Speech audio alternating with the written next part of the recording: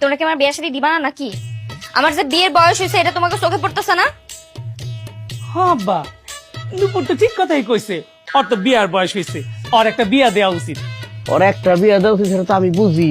আর ওর যে বয়স হয়েছে ওটা তো আমি দেখতেছি জামাই। এত কথা কও কি জন্যে?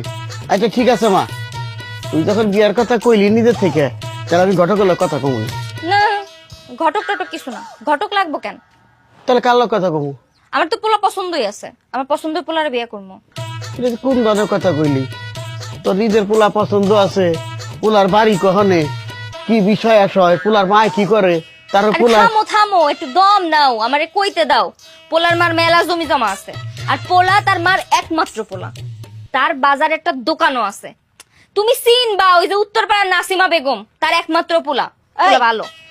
তুই কবে আর সবকিছু হয়ে যাবো? হ্যাঁ, আমাকে পছন্দের অপছন্দের একটা বিষয় আছে না আব্বা?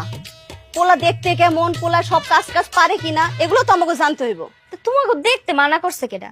যাও না, যে পোলাটারে দেইখা আসো। শোনো আপা, পোলা খুব লক্ষ্মী।